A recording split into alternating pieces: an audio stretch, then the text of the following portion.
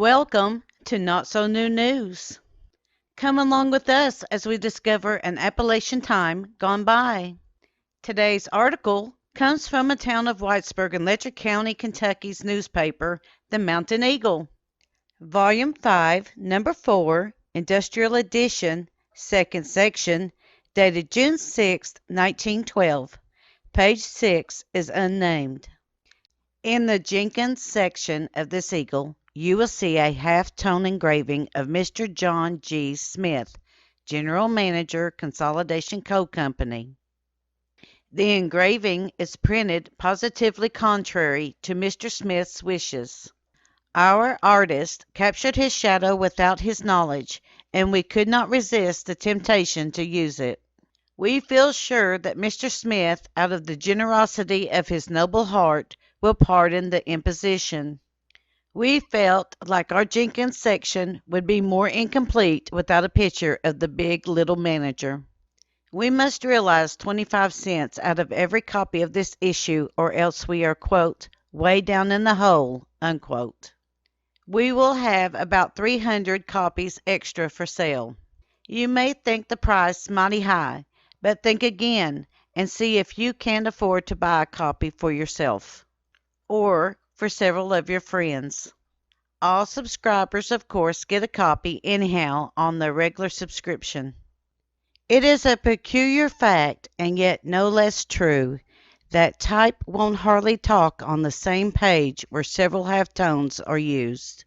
If the print on your Eagle this week don't appear plain and distinct, remember the halftones are the cause. In this issue appears the announcement of Judge Andrew J. Kirk of Paintsville as candidate for the Republican nomination for Judge of the Court of Appeals. Judge Kirk has always been a mountain man closely identified with our people and its interests. Heretofore, the bluegrass sections of the 7th Appellate District have named the man for appellate honors, and it looks like now it is time to give the mountains a chance. The primary comes off August 3rd. In case no one else announces in the Eagle for this office, we will advise all our friends to whoop 'em up for Judge Kirk. Errata. In the first paragraph of the write-up of the First National Bank of Jenkins, in the year should be 1911 instead of 1811. Also, the third paragraph of the year should be 1912, not 1812. Printers. For sale.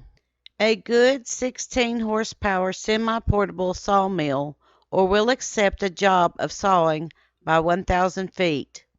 Have had 25 years experience in handling machinery and the manufacture of lumber. So anyone wanting to buy a good mill cheap, or having lumber they want sawed into lumber or ties, will do well to address W. H. Brown, Moorhead, Kentucky. Children cry for Fletcher's Castoria. Millinery.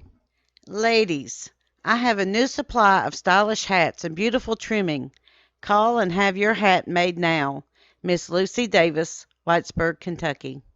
One drop. Down the throat of a Gape's chicken, destroys those worms, and saves the chick's life. A few drops in the drinking water. Cures and prevents Gapes. Walto diarrhea, roup, cholera, and other chicken diseases. 1 50-cent bottle of bourbon poultry cure. Makes 12 gallons of medicine. Every poultry raiser should keep a bottle of this medicine on hand. Write for a free sample and booklet on diseases of fowls. Address Bourbon Remedy Company, Lexington, Kentucky. Sold by Fitzpatrick and Bentley. This concludes today's reading of Part 2 of page 6 of the June 6, 1912 Mountain Eagle. We at Kentucky, Tennessee Living want to thank you for your continued support as we bring to you the history of the Appalachian Mountains.